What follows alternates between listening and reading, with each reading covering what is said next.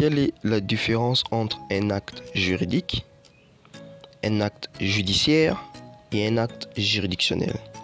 Eh bien, en droit, ces trois expressions reviennent souvent, mais elles ne signifient pas la même chose probablement. Et aujourd'hui, dans cette vidéo, je vais vous démontrer la différence qui existait entre ces trois actes. Comprenons en premier lieu que lorsqu'on parle d'un acte juridique, c'est tout simplement une manifestation de volonté destinée à produire des effets juridiques, des effets de droit.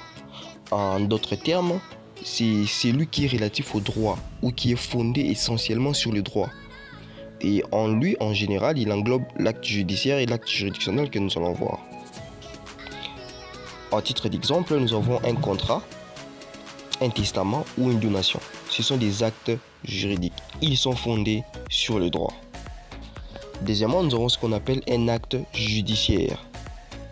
Un acte judiciaire, en réalité, vous pouvez le comprendre comme un acte accompli au cours d'un procès par une des parties ou par un auxiliaire de justice.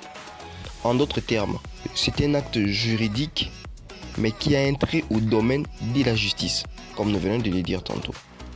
Et à titre d'exemple, nous avons une citation à comparaître, nous avons une citation directe, une citation à comparaître, nous avons une assignation, un acte d'huissier.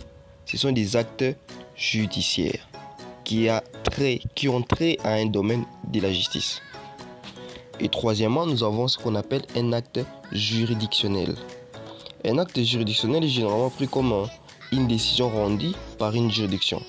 En d'autres termes, c'est un acte juridique et même judiciaire qui concerne un domaine spécifique de la justice. Comme je l'ai dit, exemple, le domaine de la fonction qui consiste à dire les droits. C'est un domaine réservé uniquement aux juges.